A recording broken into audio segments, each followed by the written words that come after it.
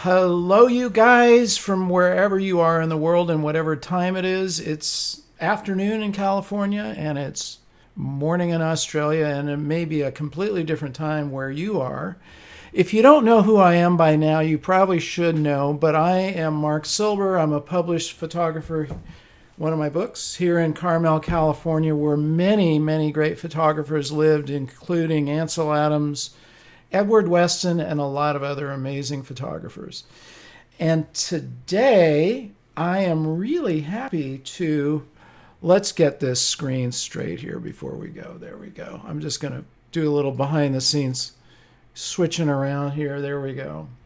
I'm really happy to introduce you to Lauren Bath, and this is some of her work on Instagram that you're seeing here. She's been named Australia's first professional Instagrammer. She's built herself a successful social media consulting business. She started out as a chef, which we're going to ask her about, and she found a love for travel photography and built it into a career. She works with many industries across Australia and the world, from tourism, travel agencies, and more, and she's a fantastic photographer. Lauren, welcome to Advancing Your Photography. It's great to have you with us. I'm really excited to be here too. These are sanity at the moment. These interviews and Zooms and Skypes. I know. We're all getting used to this, aren't we? And crossing We time are. zones. I want to ask you something. So it's Tuesday. Can you tell me what the stock market is going to do today? If we could work this out, we'd really have quite a little fortune telling situation. I still don't Yeah, quite understand how that all works, but you're a Tuesday, we're in Monday. It's kind of amazing. yeah. Time zones. Yeah. So let's dive in here. So, in terms of photography, what is it that really, what motivates you? What gets you out of bed? What excites you the most? I mean, definitely light. I am a self-taught photographer. I started getting into photography almost 9 years ago now, with Instagram, actually. So, unlike a lot of photographers who are taking pictures already and they choose to use social media to showcase their photography, I actually got into social media first and improved my photography to get better at social media. Oh, So it's a interesting. very different, yeah, very different scenario. But I found a real passion for the art of photography, and it's really hard for me to describe, but I can say that when I have a camera in my hand and I'm shooting something that I love, I feel I feel very in the moment. That's probably when I feel most in flow, most creative, and most happy in my life, is when I'm in those situations. So it's an intangible, but it's definitely a strong passion for me. And some of the things that I love photographing, obviously you can tell from my feed, animals and wildlife and Yep. people, as well as general landscape and travel photography as well. Lauren, it's an interesting commonality of the people we've interviewed. All have pretty much mentioned that you get in the zone Mhm. and everything else sort of disappears, which is really one of the most amazing things about photography because it allows you to see things that you probably wouldn't see if you were just walking around and talking to people. Yeah, I That's believe photography allows you to be very present. And people say that it's the opposite. People often say if you're taking pictures, you can't be present. But oh no, when you're no, taking pictures, you can smell and see and taste and hear, like all of your senses are alive. absolutely. Okay, so in terms of photography, what are some of the key things that you use every time you pick up a camera or even before you pick one up? Well, I recently switched full time to shooting with Olympus equipment. I am an Olympus ambassador here in Australia, an Olympus visionary. But I don't have to say that. I'm not on a retainer. They don't pay me to say that. I Right. switched after originally being a Nikon user, predominantly because of the weight, being that I was a travel photographer and I had some back issues. I was Hmm. looking for a mirrorless system. But for me, I've fallen really in love with that system because it's so light and I have so much flexibility with the lenses that I use. And it allows me to be a lot more creative because I don't need to bring a tripod because the camera has such great stabilization. So if I want to travel really light, I can. Oh The 40 yeah. to 150 2.8 lens is brilliant. It's an equivalent 80 to 300 mil focal length. it weighs nothing, and putting that on, the EM1 Mark II it's a really light system, and it enables me to just get really creative You without the know, weight. I mean, that's really important. And traveling light as a travel photographer is super important. We don't want to be lugging around, lots of cases of stuff because that's more things that can go wrong, get waylaid somewhere, all Yeah. sorts of things. I'm with you on that. I mean, I travel with a very small kit myself. Yeah, to Uh, be honest, it's been the best decision that I've made for my photography. And it was difficult for me because I love high resolution images. I love clarity and I love resolution and I love sharpness and dynamic range as well. When you're shooting landscapes, especially in the mountains, when you're shooting sunrises, you really do need the dynamic range. And that's yes. what stopped me from switching all the way for a long time. I used to carry a Nikon and an Olympus in my bag. But yeah, when I made the switch full time, it just took a lot of pressure off me. I have this system and it's what I use, and you just you just do what you can with it. And yeah, there's a lot of great features on the camera that have really helped my photography. Yeah, and that's super important. So you're not like trying to fiddle ever with the camera. You know exactly what it's going Mm, to do, what it sees, and you're comfortable with it, which is really the point. A lot of people, we get into these discussions about which camera, what gear, or whatever. I mhm. mean, the truth is, it really it's a tool that you use, and whatever you're Yeah. comfortable with. And the All truth these, is, there's no one camera for everybody, is there? that's It true. depends on what you're using it for and what works for you. Yeah. Well, listen, my next question, I'm going to kind of mold a couple of my questions together. And why don't we just drive into some of your work here and we can just talk about it? This is an amazing image. How did you get this? I mean, that is just remarkable. Tell us the story behind this. Well, I chose that image strategically because it's not the sort of shot I would ordinarily get. I was in high country Victoria at a ski resort, but in summertime. So this was a big summer storm that was passing through the area. Yeah. It was just the perfect conditions. I've never shot in conditions that incredible before. There was sunset off in one direction. You can see all the glow from the sunset here. There was Yeah. a double rainbow, and the rainbow was lit up fluorescent pink from the residual colors and glow from the sunset. And then this lightning storm passed through. This was actually taken with Olympus, who have a feature called Live Composite. So it is a composite image, but the compositing is done in camera. So there's no editing whatsoever in this. I literally put my camera on the tripod, which I do carry a tripod with me, even though I don't always have to use it. So I whacked the camera on a tripod, set up the live composite mode, which just takes image after image and it records new light that's happening on the sensor. So it Oh, doesn't wow. overexpose other parts of the image. And I just left it running for about 10 minutes, turned it off, and this is what I got. And the good thing with live composite is you can actually see on the back of the screen, you can see what's happening as well. You can see the image developing, I guess is how I would describe it. So you Yeah, know when that's to stop it. fascinating. So it Yeah, it's really a is really good it's a feature. multiple exposure, but it's doing it. It's basically taking care of it, and it's just changing whenever the light changes. Yeah, Oh, exactly. that's So very anything cool. anything where you're capturing light, this is a really useful feature because I'm quite a lazy editor.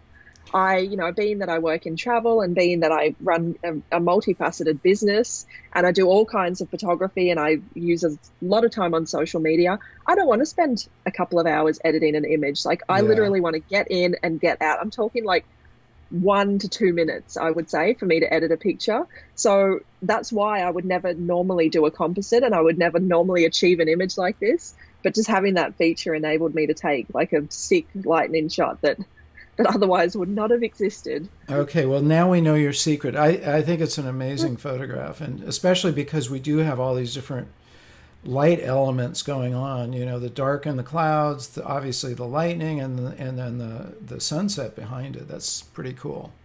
Yeah, and with photography, it's sometimes you get lucky and the conditions are there, and other times you have to really work hard to make an image in a certain environment. And this Yeah. was definitely the former. You got it. Okay, here's another one. I love this. And tell me, were you in a drone? Was this a drone shot, or are you in a helicopter, or how did you get this? This is awesome. So This is an old image actually, and one of my favorites of all time. This is another situation where the circumstances were just right. I was in a helicopter. I was up in Broome, which is in the Kimberley in Australia. It's one of the most beautiful wilderness areas of Australia.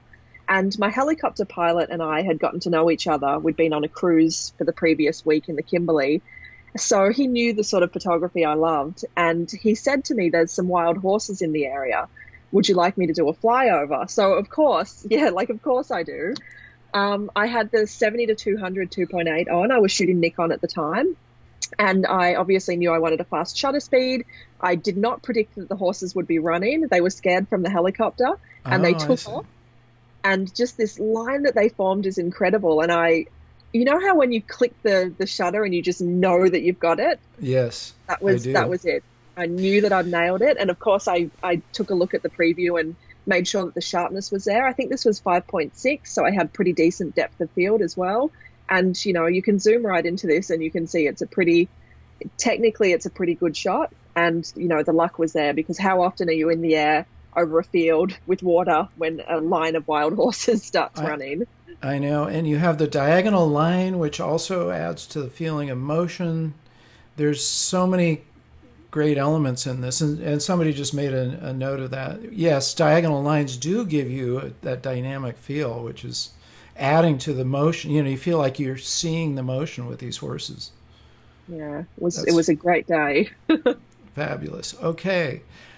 And now we have an interesting seagull looking right at you, kind of looking a little irritated, actually.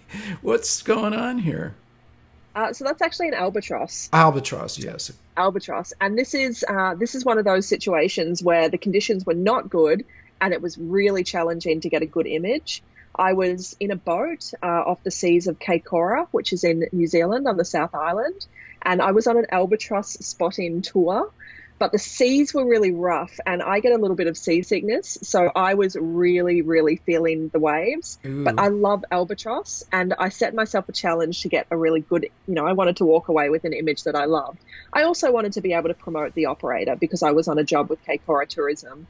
So I really liked that the birds were on the waves and the other waves behind them were sort of rising up and making it look like a really massive seas, which it was. It was pretty hectic, but we were moving erratically. I was feeling very, very sick. And when you feel sick and you've got a camera to your eye, it really exacerbates the problem. Yeah. And just the timing in order to get the wave while it was hitting that peak, you had to take multiple burst shots in order to even get that. And then to get that with a bird in focus. So I did take, I'd say roughly 1,000 images to get one really, really good one. I had a few others that were in focus, but they had none of the drama. So this was definitely the only keeper, I'd say, from the shoot. And it was just, it was a matter of persistence. There's really nothing else. I knew the sort of framing that I wanted. I knew the settings I needed, but I had to just keep shooting and try not to vomit over the side of the boat. A little bit of interference there from the seasickness, I can see, but it doesn't show in the photograph. And no. You're discussing a topic that I write about in my books, which is visualization. So you already had an idea of what you wanted, and it was just a question of getting all the elements in place until they showed up the way you wanted. That's fantastic. Okay, I assume these are your feet. They are my feet, yes. It's kind of a selfie. So, it is. Probably as selfie as I get. This was an interesting one because I was in Japan on a job. I was in Hokkaido, which is in northern Japan. I had planned to go out for sunrise, which I normally do when I'm working. I try and get out for sunrise every day. Obviously, the light's so great and you're always going to get something original at that time of the day. Yep. But I mean, looking at the scene, you can tell it's a complete whiteout. There was absolutely no way I was going to get a shot. Right. So I was like, shit, I really want to get a photo. It's hard to take pictures in winter, and these sorts of shots don't traditionally perform that well on social media either. So I was like, what can I do? And I guess I knew I had these socks in my suitcase, and they're really cute, and I thought they'd look cute against the white. The problem was my bed was not against the window, as you can see in this shot. Oh, yeah. And I decided that I wanted to move the bed over. But in Japan, the beds in the hotels are very, very, very heavy. They're made Uh-huh. from solid wood. I, to this day, have no idea how I actually managed to move that bed over to the window. It was quite a feat, and it took me quite a while. And there was a time where it actually blocked the door to the bathroom. I couldn't use the bathroom in my room for about a day because I had wedged the bed in, blocking the door. But I did get this shot out of it. And I don't know, like it's a very simple image. I mean, the settings obviously were really basic, Yeah. but the exposure's lovely and it tells a story. And it's been a really high performing image in my portfolio and on my social channels. And it's one that just pleases me to look at still. And as a photographer, not every image that you take pleases you. So for me, it's a win. It brings up this point that is so important to be as a photographer, be willing to move things around. In fact, there's a famous quote, I think it was Irving Penn said that photography is 90% moving furniture. Well, of course, he's exaggerating, but the point is you're like a director. You don't just take whatever's given to you. You move it, you change things, you make it meld to your vision of it, which is exactly what you did. And you had to sacrifice and block the door to your bathroom to get this image. Big sacrifice. But the white, obviously the contrasting elements of the really bright socks and everything else pretty much white and just kind of tan in the background. And it tells a story. I guess that's to me the main thing is I feel like I'm there looking out the window from your vantage point, which is exactly what's going on there. I think Okay. this is a more appealing shot, I think, for people looking to go on a ski holiday. Because people going on ski holidays, they're not up at sunrise taking landscape photographs. They're Yeah. snuggled up in bed looking out at the scenery. It shows you don't necessarily have to get up at the crack of dawn. You manage to still get a great photograph. Okay, what are we looking at here? This is one of your travel destinations, obviously. Yeah, this one was taken in Zimbabwe, and my husband is Zimbabwean, and we go to Zim a lot. And over the years of traveling to Zimbabwe, I started to get really upset with how the situation is over there, and I kept thinking, how can I help? Like, what can I do to help this country? And of course, I work in travel, so Yeah. I actually decided to start running some tours over in Zimbabwe, and I wanted to do it for a few reasons. One, to put a spotlight on this as an incredible tourism destination, also to help the economy because there's a severe cash shortage in Zimbabwe, and I also wanted to help our family, so to give them opportunities to have some work, helping us run the tours. So I ran my first tours last year in May and June, or sort of late April. This photo was taken in Wangi National Park, which is one of the stops on the tour. We had an elephant hide at one of the properties that we were staying at, and I didn't tell my group that this was going to be on the agenda. I surprised them. So we went out for a game drive, and then we pulled up at this spot, and our guide was like, "Come on, follow me." And he had the shotgun because there's heaps of elephants in Wangi, and he shuffled us all into this like a shipping container that's buried underground, Wow. and it's sitting right by a waterhole. And in Wangi, there's not a lot of natural water, so the elephants do all come down to the waterhole quite predictably. So we were all sort of in this gorgeous little underground hide, and the elephants started coming in and stacks of them came in. I ran two tours back to back. This image was taken on the second tour. I can honestly tell you that I took between 6,000 and 8,000 images of elephants from this hide over the two different shooting days that I was in there. The first day I was in there for about 3 hours, and the second day about 5 on the two tours. And I was really struggling to get an original shot, something that just I loved personally, that Yeah. just appealed to my eye and my photography. And I took this it was in the last half an hour of the second day, so it would have been one of my last shots. I borrowed a lens off somebody. Somebody in my group had the Olympus 40 to 150, and mine had broken. I'd dropped it right at the start of the tours. So I borrowed his lens because I was finding that the 300, which was equivalent to 600, was too intense, like too zoomed in, too abstract. Yeah. But the 12 to 40 was too wide, and I don't like distracting images. I don't like wide angles too much. So he lent me his lens. I persisted. I finally got this. It's really hard to tell from the image, but the light was atrocious. Like there was no interest. It was the middle Mm. of the day. The colors were dreadful. There was no bokeh. I managed to do this by using the framing of the hide that we were in, the sort of the window, and the grasses that were sort of down low where we were at. I blurred all of that out and went in for a trunk, blurred out the water as well. You can see that that's all lovely bokeh in the front and back. And I got this, and I don't know, I'd really personally like it. It really sums up the experience of seeing elephants from this really unique perspective. I haven't seen other shots like this, and knowing that the conditions I was shooting in, knowing how difficult they were, I'm just really proud of this shot. You should be. And, it also is a point that I've talked about in my books, which is you go to an area and you're shooting something that you want to avoid the postcard photograph. And you're shooting elephants, right? And you did Yeah. that. You took, a portion of the trunk and their legs and ear and whatever else is going on. I guess not an ear. Maybe there's an ear there. There is an ear back there. Yeah, I thought so. Okay. And the water, but it doesn't just cry out, okay, this is the same photograph that 10 million other tourists have just taken, right? So you found something unique and brought that to life here. Fantastic. That's what I wanted. That's what it's all about. Okay. And now, Northern Lights? Yes, Northern Lights in Finland. Mm.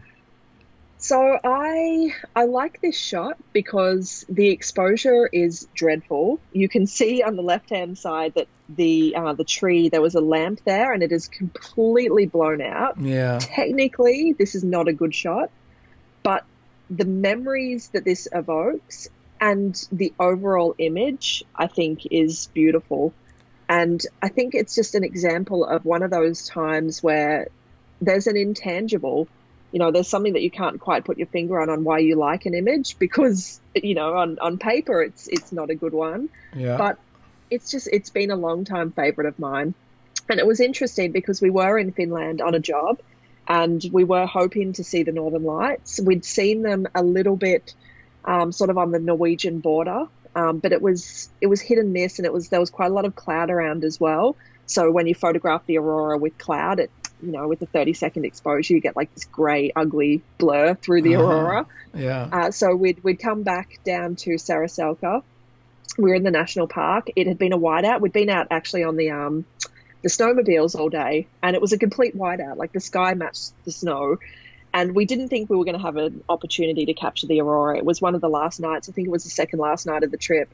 So we were in the cabin. We'd had dinner. I was in bed already. And one of the guys I was traveling with said, I'm just going to go out and have a look. And he came back in and he said, oh, it looks like it's clearing. There might be a chance, just stay posted, don't fall asleep. So, of course, I fell asleep. And about 10 minutes later, he came screaming into the cabin and he was like, get out of bed. This is it. I Your like shot. threw on every clothing that I owned because it was freezing. So I had 6 layers on. Threw everything on, ran outside, and this is what was going on. And it was magical. And it lasted for hours. We were just running around like kids. We were just giggling and cackling. There was 3 of us, 2 other male photographers and me. And it was just one of the best nights of my life. The aurora is really something to behold. And this image just sums up the excitement for me, even though technically it's not good. Yeah, but it's telling the story, which is exactly what happened. And I love the different light elements, like in the outside of the cabin or the cabin area. There's that orangish light behind there, which is really great. It definitely contrasts with the green, and everything. Everything definitely works together to tell a story, Well, which is really what photography is all about. Well, sometimes my favorites aren't other people's favorites. I've got a pretty unique vision. Yeah. Well, if you don't mind, can we also, from maybe these next few forward, talk about the Instagram effect, or how these relate to Instagram, or even how some of your successful actions as far as building your own very popular Instagram channel? Okay. So let's talk about this guy. So these are humpback whales in Tonga. This was a job that I did with Olympus, actually. They sent me to Tonga, and it came about because Olympus were the major sponsor of an event that I run called the Travel Boot Camp. So they actually come and attend the events, and the events are teaching aspiring photographers and writers and bloggers how to get paid to travel. So that's like what the event is about. And Aha. on stage, in front of, I had Christy, who was the marketing manager of Olympus Australia, in the audience.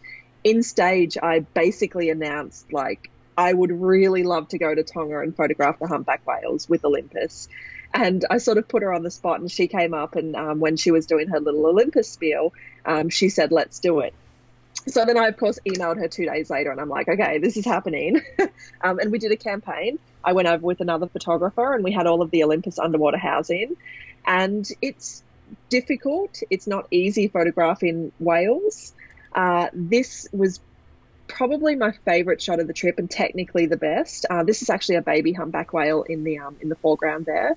And to give you an idea of how close I was to the whales, this image was taken on a fisheye lens. I was literally about 1.5 meters from this baby, which is actually closer than you're supposed to be. But it Yeah. was coming towards us. And when that happens, you have to back up, which I was doing. But of course, being a photographer, I quickly got the shot first and then started pedaling backwards. I did post a lot of these images on Instagram. And I'm glad you asked about Instagram, because when I was first growing my audience, which was many years ago now, I was in this place early, when the platform didn't have a lot of photographers on it, when Yeah. my work stood out because, again, not many people were shooting on cameras. It was mainly mobile photography. And I was very aware of the fact that I was growing followers. It's not something that you can ignore. I was gaining around 1,000 followers a day for a while, for Whoa. well over a year, when the platform was exploding. And at the time, I tried not to, but I did get into this habit of posting pictures that I knew would perform well. And at the time, I wasn't a travel photographer. I was still a chef. So I was living here on the Gold Coast. I would go out and photograph sunrise. I'd take pictures of the foamy water. I'd take seashells out and take pictures of them in the sand. And I knew that my audience loved these images. So it was like I was dishing up more of the same thing. Yeah. And it did get to the point where I was bored with it. How many times can you go down to the beach and put a shell in the sand and take a picture at sunrise? I wanted Yeah. to do other things. So when I started working in travel and I started monetizing and changing my career, I really made a conscious decision not to sell out. I didn't want to just take the pictures that I knew Instagram would like. I wanted to be a photographer. So there's a lot of images on my feed that don't perform well because they're just my sort of kooky style, the things that I like. And I also haven't gone down that classic, there was a time when Chris Burkard was first coming onto the scene in Instagram land, and every photographer started taking pictures of skateboarders on long winding roads and Right. hammocks in the mountains, and the really classic adventure photography. And that would have been so easy for me to throw a hammock in my suitcase. And I've been working in the Rockies in Alberta, Canada, and it would have been really, really easy for me to emulate that style. But it wasn't my idea, and it wasn't my style, and it wasn't what I loved. So I made that conscious decision just to do the sort of photography that I love, that evokes memories and stories for me. And that's what I've done. So Well, it's, bravo. yeah, That's actually it's fun really work. important. Yeah, I Yeah. know. It's because you're basically staying true to your art rather than letting the platform sort of guide you off in some other direction. So, bravo. Okay. Now, I wanted to know about this. Is this another composite Yeah, or yeah. this is another one taken with the Olympus using that live composite mode. Yeah. So literally the post processing involved on this image was like 30 seconds. All I did was darken it down a little bit, up the saturation very slightly, little bit more contrast, and that's it. This is literally the image that came out of the camera. So I was very, very fortunate in that I was in a great position. You wouldn't see many pictures of Sydney like this because not many people do get onto the building, the rooftop of the Shangri-La, which Yeah. is where I was.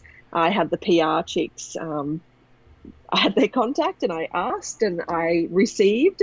So I was in a really interesting perspective.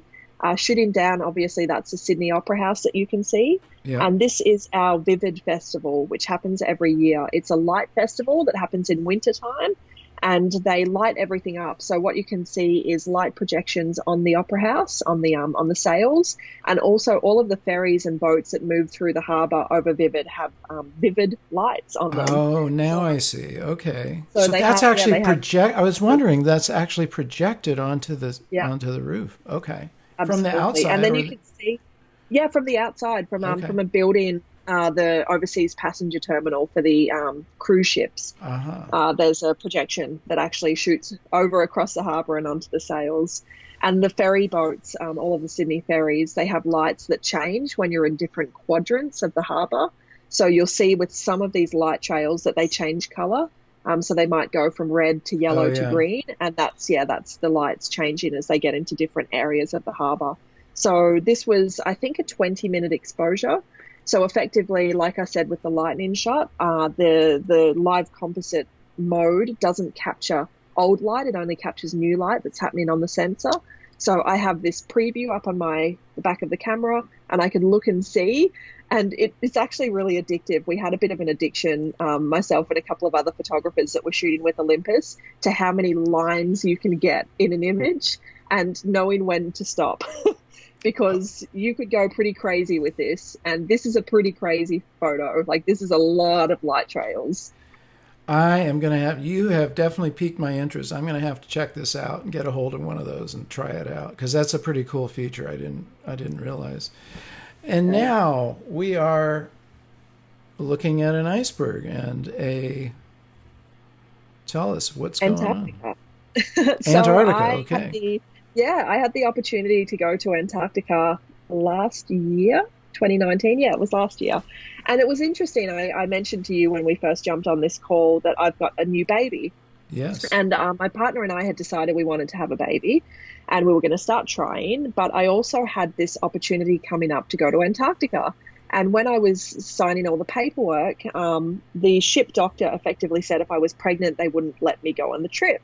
I'm not sure if this is a standard thing or if it's just because I was working, but I basically came home to my partner and I'm like, sorry, babe, I'm not going to go off the pill just yet because I want to go to Antarctica. And I delayed falling pregnant literally to go on this job. I'm so glad I did though, FYI, because it was such an amazing trip. And I do have my baby now, so everything worked out. But this was one of the first penguins we spotted. And of course, being that I love wildlife photography, my first instinct is always to zoom right in. I've got so many close-up shots of animals over the years, but I don't know, something just sort of told me that I really wanted to get this scene with some perspective as to the landscape, the area that I was in. And I zoomed out rather than zooming in. And this is a little Gentoo penguin. I think it was the second penguin I'd spotted. We'd just gotten to the Antarctic Peninsula, and this was our first excursion in one of the zodiacs. And yeah, I got this shot. And the funny thing about shooting in Antarctica was that I did not think a lot about my photography at all. I Hmm. was so overwhelmed by how beautiful and otherworldly this place was that I was just clicking. I was falling back on my experience, knowing my settings, knowing good compositions. But at the time, I really wasn't like, oh, how can I make this better? Or what can I do to improve this or be more creative at all? Like, at all. I was literally just shooting the stuff that was in front of my face. And I didn't review the images until I left the boat, which again is really unusual for me. Usually I'll be backing up and reviewing and, choosing my favorites and editing as I go. I didn't do that. I had no internet anyway, so I couldn't do anything with social media. And when I got to the end of the trip, I was like, oh shit, I hope I got enough pictures. I hope I, performed well on this job. And then I started sorting through all my images and I was like, yeah, like this is awesome because You got it's it. so beautiful down there. You can't take a bad shot. So yeah, Amazing. this was me photographing what's in front of me and also going against my desire to zoom right in and zooming out instead to get some perspective. Fantastic. Let's take some questions at this point. So I have a question for you. We have this isn't a question, but I'm going to just say we have a comment here, two Aussies in a row, because we had, and this is hello from Brisbane. And then if I'm not mistaken, I see Simon Pollock. You probably know him too, right? Oh, yeah, I do. So Simon has joined us. Well done, you Hi, Simon. guys. Yeah. But let's talk about what your advice is for people who do want to grow their Instagram. I mean, you've given some good as far as staying true, but are there any other like kind of pointers or technical things that might help the rest of us? I mean, there's no easy way, especially now. The platform is very saturated with very good photography from Yeah. artists all over the world. So people looking for a quick fix, there isn't one unless you want to go down the road of, selling out, taking those trendy images, even though it might not be your style, using automation and bots and sort of, these dubious ways that people Mm, cheat to get engagement on Instagram. If you want to maintain your integrity, and use Instagram well, there's no secret hack, but there is a formula, yes. And the formula effectively comes down to producing great content that people want to look at. We call this sort of content utility content. And utility content is content that inspires, educates, or entertains. So anything that you can do that is actually going to be teaching somebody something or giving them something incredible to look at or giving them a laugh or, something to read and entertain them, that's the sort of content you need to be producing on the regular. And it's very generous. Instagram, you have to be generous and you have to give, give, give, give, give. And this is what I've done for many years on this platform before monetizing was even a thing, before I'd even thought about it, before I started doing conferencing and tours and all of these products that I sell now. I was generous because I loved the platform. I loved helping people and I loved photography. So having great content is number one, really giving some thought to how you can serve, how you can add something to people's lives. The second one would be engaging. It doesn't matter how good your content is, people still need to find you. And the way yeah. that people find you is by seeing you engaging on their work. So for me in the early days when I was learning photography, I would go to hashtags of the styles of photography I was interested in at the time. And I would ask questions of other photographers and start conversations and, leave generous comments on images that I loved. And that's sort of a practice that's carried on to this day. I have a great community on Instagram. There's people I talk to on the regular, people I've known for nearly 10 years, people whose houses I would stay at if I go overseas. Wow, that's So fantastic. number two is engagement. That's, engaging with people that you follow, engaging on hashtags, and just being really generous with likes and comments with your own hands, not with automation. Yes. And then number three is consistency. And people that have great content and who are really engaged, often where they fall down is by not being consistent with their habits on Instagram. They go through phases where they might be really active for a month, but then they burn out on it. They've spent too much time there and they'll go offline for a few months. And that's really confusing for your audience and it's not great for growth either. So I'd say what I've done really, really well on Instagram over the years and having the benefit of hindsight is I've been hugely consistent. I spend time on Instagram nearly every day. I produce content still every week. I do stories, I do IGTV, I do lives, and I do posts. And it's something that I've kept up and maintained for over 9 years now. And yeah, definitely one of the keys to my success. And on top of that, there's obviously good hashtag protocol and there's great caption writing and using geotags. There's a lot of other little things that can give you an edge. But fundamentally, if you don't have great content and if you're not engaging and if you're not consistent, you won't succeed on this platform, no matter how good your hashtags are. And those are really three great points. I love the part about giving because, listen, I mean that's really good advice. So, what's an example of how you might educate somebody on Instagram? Well, one of my pillars, one of the things that I'm passionate about that I share regularly is photography. Every year I do a series or a wrap up of my top images that I've taken that year and I share all of my settings and field notes. Ah, okay. I've started doing a lot more with IGTV.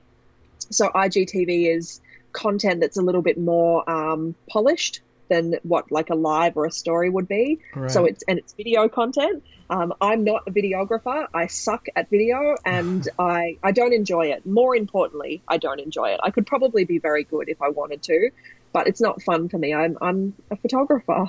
So I hire videographers to come and produce content with me that teaches people. And one of the series that I've recently started putting out there, and I haven't finished yet actually, is a series of photography tips for beginners. And it was a 20-part series. It cost me a huge amount of money to produce. I bought a videographer up from Melbourne. I bought a photographer at the same time to get some behind the scenes shots. And we did this series of mini tutorials just purely so that I could teach people something with Right. no expectations of anything in return. We also do a lot of video around the event that I run, which I mentioned briefly before, teaching people how to monetize their travel. We do a lot of event videos. I'm about to roll out some event videos actually, and tutorials on growth on Instagram and social media hacks and how to make money, how to pitch, and all of those sorts of things. I've actually Okay. got a lot of video in the can that I haven't released yet that I'm getting to. I just have a 10-week-old baby that's using quite a lot of my time at the moment that would ordinarily go to Instagram.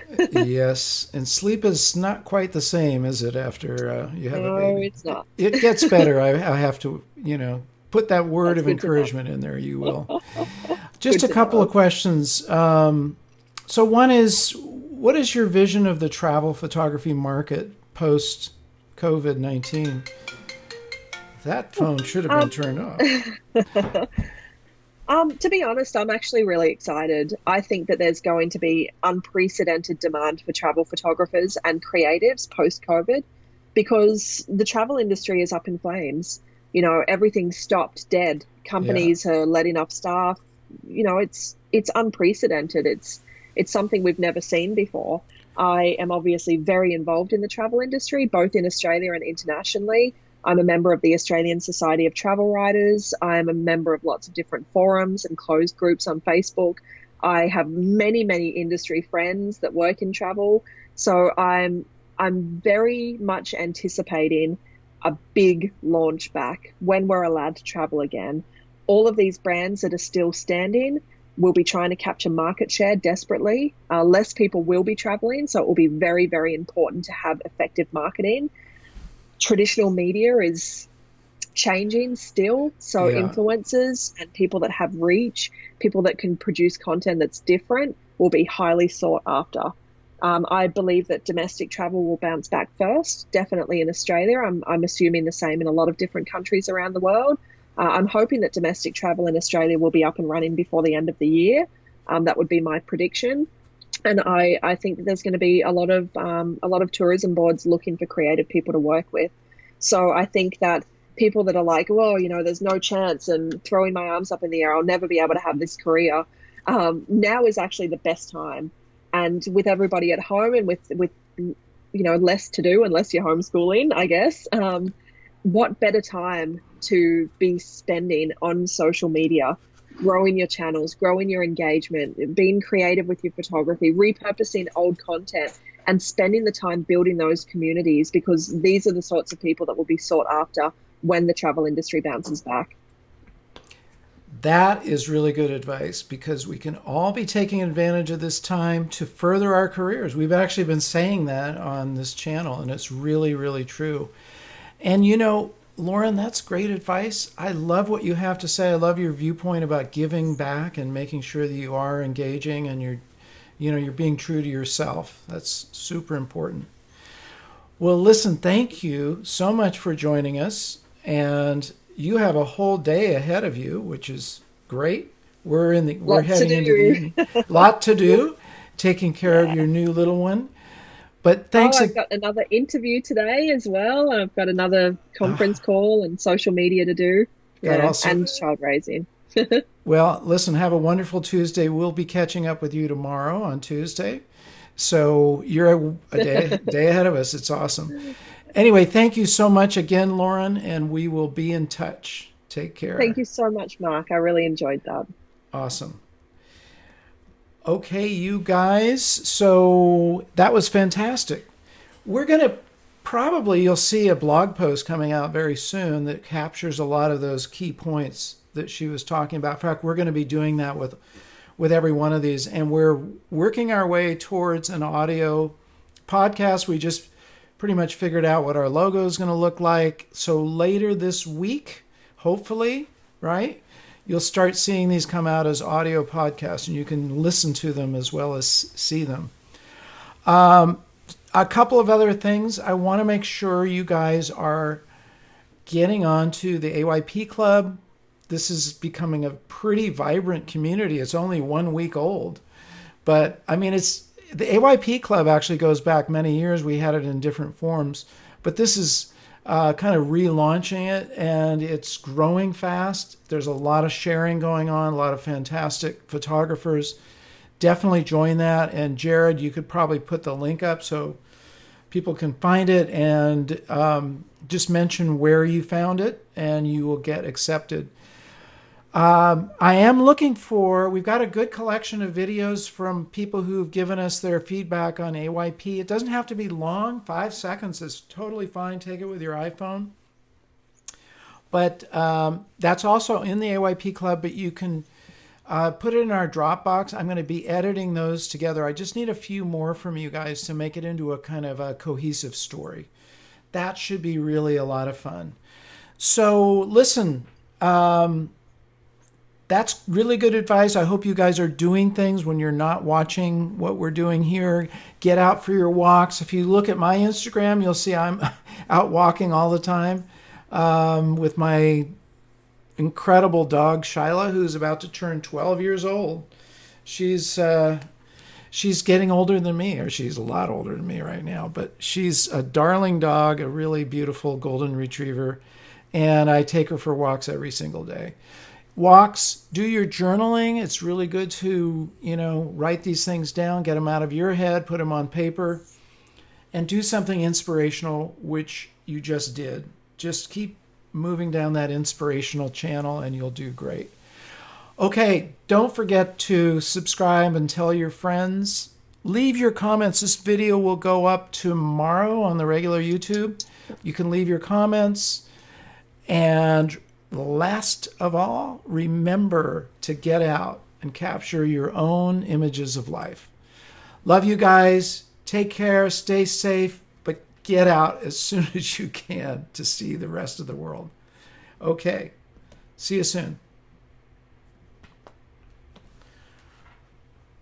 Okay. Nice Now, work.